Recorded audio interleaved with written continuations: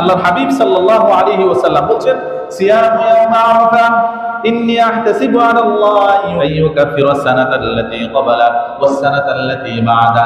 আমি আল্লাহ সুবহানাহু ওয়া তাআলার নিকট আশাবাদী, যে ব্যক্তি সেদিন সিয়াম পালন করবে আল্লাহ সুবহানাহু ওয়া তাআলা তার 2 বছরের গুনাহ মাফ করে দিবেন। সুবহানাল্লাহ।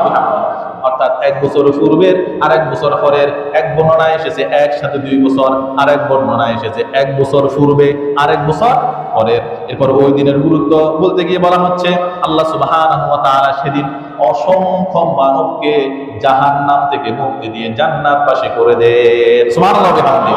আল্লাহ সুবহানাহু ওয়া তাআলা আরাফার দিন তার এমন অসংখ্য বান্দাদেরকে জাহান্নাম থেকে মুক্তি দিয়ে জান্নাতের বাসিন্দা বানান, যার কারণে সেদিন শয়তান ক্রন্দন করতে থাকে, সে তার মাথাকে আশ্রয়াতে থাকে, তার হাতকে আশ্রয়াতে থাকে। অর্থাৎ সে আফসোস করে যে আমি একটা বান্দাকে 30 বছর 40 বছর পর্যন্ত পাপ কাজ করেছিলাম, আর আজকে আল্লাহ সুবহানাহু ওয়া তাআলা আরাফার মাঠে অবস্থান করার কারণে আল্লাহ তাআলা তাকে এভাবে গুণমুক্ত করে দিলেন। সুবহানাল্লাহ।